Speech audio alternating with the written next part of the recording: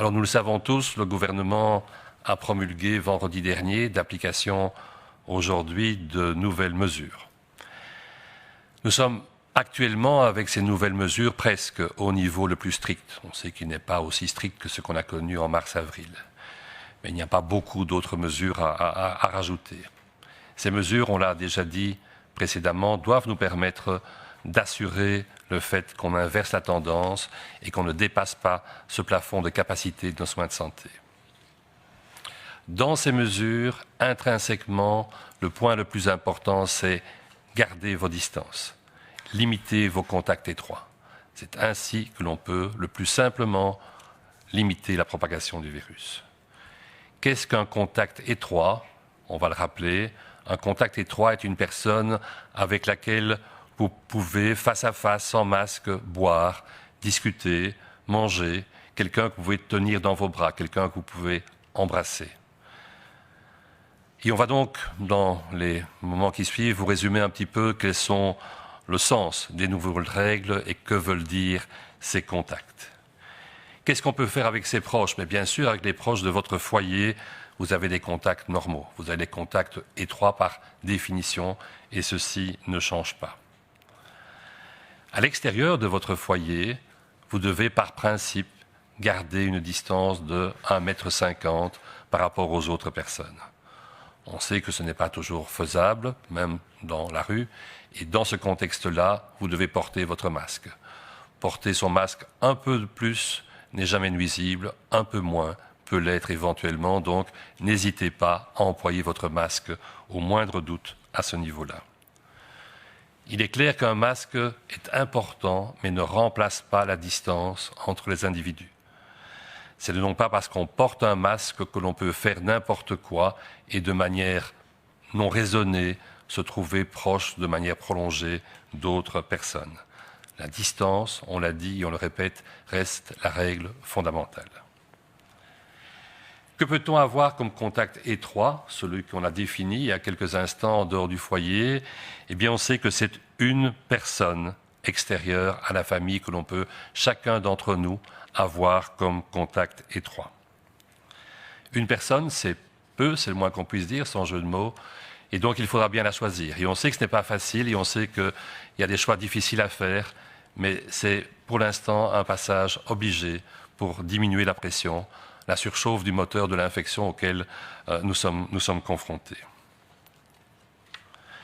Important, on n'insistera jamais assez là-dessus, c'est la protection des personnes les plus vulnérables, c'est les personnes âgées, les grands-parents par exemple, éviter les contacts étroits avec des petits-enfants. Et dans l'absolu d'ailleurs, évitez trop de contacts étroits, prenez un maximum de précautions avec ces personnes qui sont les plus vulnérables. Alors, qui peut-on voir à domicile? Qu'est-ce qui est autorisé? On peut recevoir au sein du foyer une seule personne à la fois. Cette personne sera, par définition, un contact étroit de l'une des personnes du foyer. On n'est plus dans la possibilité de recevoir chez soi des amis à distance simplement. La personne sera l'un des contacts étroits de l'une des personnes du foyer. On sait que l'isolement auquel le virus nous contraint depuis déjà maintenant trop longtemps est particulièrement difficile à supporter pour les personnes qui sont isolées. Et dans ce contexte, des personnes isolées, elles ont la possibilité de voir deux personnes différentes. Deux personnes différentes qui sont d'une part ce fameux contact étroit et d'autre part une deuxième personne, mais deuxième personne avec laquelle les distances et les précautions classiques doivent être observées. Par ailleurs, la personne isolée ne peut pas recevoir ces deux personnes en même temps chez elle. Elle pourra se revoir soit le contact étroit, soit l'autre personne. Que peut-on faire en dehors de chez soi? Eh bien là, ça n'a guère changé. On peut toujours se promener, heureusement, pour l'instant aussi loin qu'on veut de son domicile.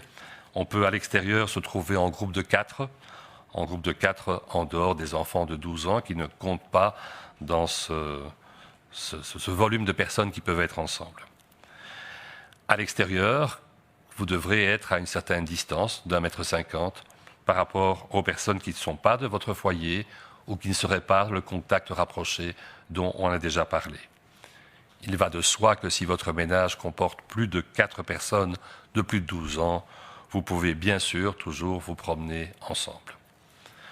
Alors malgré toutes ces difficultés, et avec j'espère l'espoir que certaines nouvelles nous donnent aujourd'hui sur l'impact des mesures qui doivent être encore accentuées par les précautions supplémentaires qu'on prendra à partir d'aujourd'hui, nous espérons malgré tout que vous passerez une semaine de vacances de Toussaint pas trop désagréable. Merci beaucoup. كما العادة في كل يوم اثنين يعلن مركز الأزمات الخاص بكوفيد-19 عن أهم التطورات بخصوص فيروس كورونا. وقد أعلن اليوم الثاني من شهر نوفمبر يعني الاثنين على أنه الحالات الجديدة وصلت تقريبا إلى 11789 حالة جديدة سجلت بالنسبة للعدوى سجلت خلال 24 ساعة الماضية. قال مسؤول الصحة في معهد سيونسانو للصحة العامة في بلجيكا خلال الإحاطة الصحفية اليوم الاثنين إنه بينما تستمر أرقام الإصابة بفيروس كورونا في بلجيكا في الارتفاع بدأ الارتفاع في التباطؤ. وقال وفقا للتقرير المؤقت لمعهد سيونسانو للصحة العامة سجلت بلجيكا ما معدله 113 حالة وفاة يومية بسبب فيروس كورونا ما بين 23 و 29 أكتوبر وتوفي 11737 شخصا على الأقل بسبب الفيروس منذ بداية الوباء. وبالنسبة للإصابات في نفس الفترة المذكورة سابقا تم تحديد ما معدله 15582 حالة جديدة أي بنسبة ارتفاع بلغت 14% يوميا. وقد تم إحصاء 441,018 إصابة منذ بداية الوباء وبلغ معدل دخول المستشفيات 655.9 يوميا ما بين 26 وفاتح نوفمبر بزيادة قدرها 40% حاليا. ويوجد حاليا 6823 شخصا في المستشفى بسبب كوفيد-19 أي بزيادة نسبتها 5% بما في ذلك 1223 في العناية المركزة أي بزيادة 5%. Le nombre d'infections et d'hospitalisations continue d'augmenter, mais augmente moins rapidement. Les admissions à l'hôpital restent, pour le moment, en dessous du pic de mercredi dernier. On peut donc dire que ce train à grande vitesse continue à avancer, mais ralentit un peu, mais il est toujours sur sa lancée, il n'est pas du tout à l'arrêt. Les 2 prochains jours devrait nous montrer si les admissions à l'hôpital se stabilisent ou non.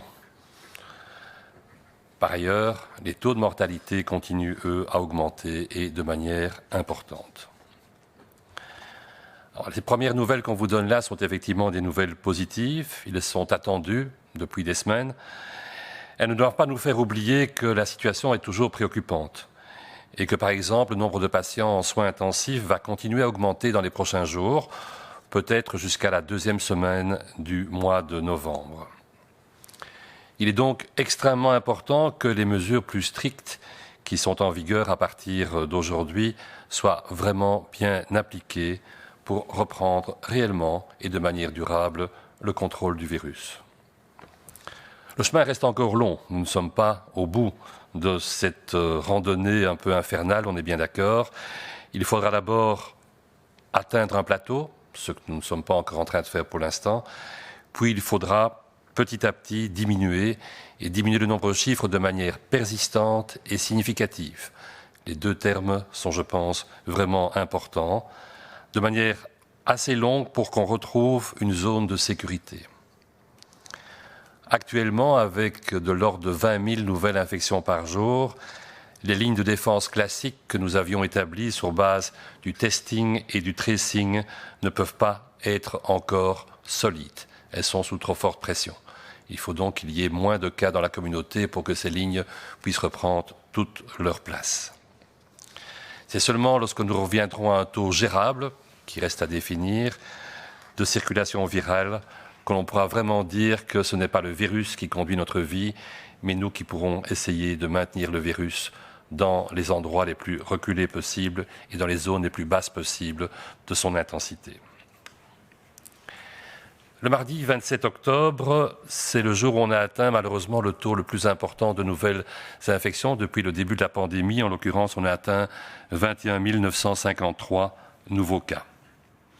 Ceci nous mène actuellement à une moyenne sur une base hebdomadaire de 15 582 infections, ce qui est une augmentation de, j'ai envie de dire, seulement 14% par rapport à la semaine précédente.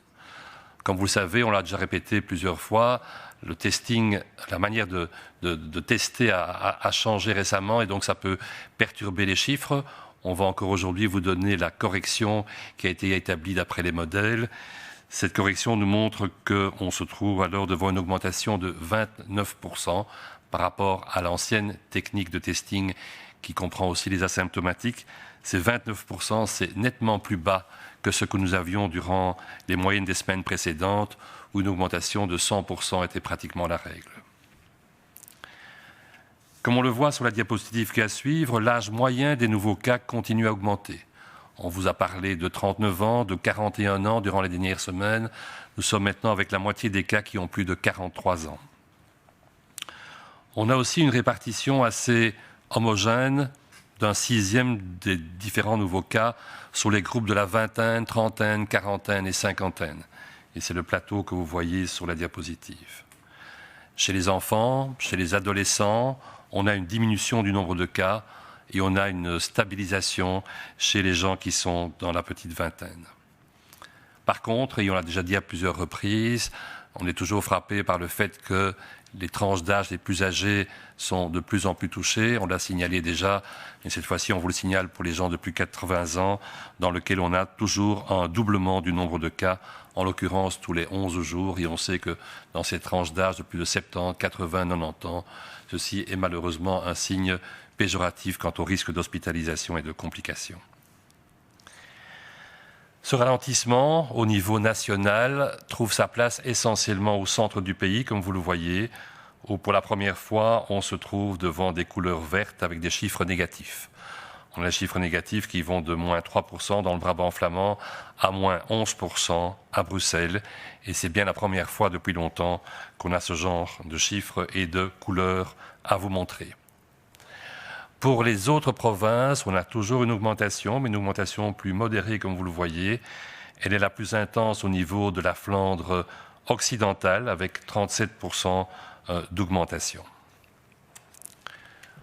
En absolu, le nombre de nouveaux cas est toujours le plus important au niveau de la province de Liège et du Hainaut, avec par exemple une moyenne de 3006 nouvelles infections à Liège et de 2885 nouvelles infections dans le Hainaut. Ces deux provinces ont donc le taux le plus important, qui est actuellement supérieur à la moyenne nationale, 26%. Au niveau des hospitalisations, et on l'a assez souligné, c'est le point pratiquement le plus important actuellement dans la gestion de cette deuxième vague, eh bien, on voit que si les chiffres continuent à augmenter, ils semblent se ralentir, on le voit dans la courbe vert foncé ces derniers jours. Le nombre de nouvelles admissions à l'hôpital double actuellement tous les 14 jours, alors que la semaine dernière, il doublait encore tous les 8 jours. Si le mercredi 28 octobre, nous avons battu un record de 743 nouvelles admissions en une journée, les jours qui ont suivi ont systématiquement été plus bas que ce chiffre. La moyenne, sur les 7 derniers jours, s'établit à 656 nouvelles admissions par jour. La répartition de ces admissions est assez semblable à celle qu'on connaissait la semaine passée. Elle est toujours la plus importante au niveau de la province du Hainaut, de la province de Liège et de la région de Bruxelles-Capitale, qui forment maintenant une grosse moitié de l'ensemble des cas. On était à un peu plus de 60% la semaine passée. Par ailleurs, on a à peu près 10% des hospitalisations réparties, d'une part sur la province de Flandre occidentale et 10 autres % sur la Flandre orientale. Actuellement, en Belgique, nous avons près de 7000, en l'occurrence 6823 patients Covid qui sont hospitalisés. Et au sein de ces 6823 patients, 1223 sont en soins intensifs avec un petit 60% qui a besoin d'une ventilation artificielle. Ce 1223 patients, c'est pratiquement le pic qu'on avait atteint lors de la première vague, en l'occurrence le 8 avril, où il y avait 1285 patients en soins intensifs. Bonne nouvelle, malgré tout, le nombre de patients en soins intensifs double actuellement tous les 10 jours. C'est plus qu'en admission en salle normale, mais c'est un peu plus lent que les 8 jours qu'on connaissait durant les dernières semaines. Ce ralentissement devrait nous permettre de gagner du temps, de donner la possibilité au secteur hospitalier de s'organiser davantage afin de gérer le flux de patients, qui est bien sûr tout à fait encore présent, et la pression sur les hôpitaux reste extrêmement intense. Surtout, ne perdez pas ça de vue. Ce ralentissement et le fait d'appliquer scrupuleusement les nouvelles mesures devrait nous permettre de ne pas dépasser la limite de 2000 lits de soins intensifs prévus dans notre pays et qui seront effectivement ouverts durant cette semaine pour les patients qui sont atteints du Covid. Enfin, du côté des décès, on vous l'a annoncé d'emblée, les chiffres continuent malheureusement à augmenter et on sait que c'est classiquement le cas puisqu'il y a là un retard de 2 à 3 semaines par rapport aux chiffres des infections et des hospitalisations. La semaine dernière, il y a eu en moyenne 113 décès par jour, soit une augmentation de 164% par rapport aux semaines précédentes et un doublement tous les 5 jours. Ce vendredi, 30 octobre, nous avons eu à déplorer 158 décès, ce qui correspond à peu près à la moitié du pic que l'on a connu avec 312 décès le fameux 8 avril lors de la première vague.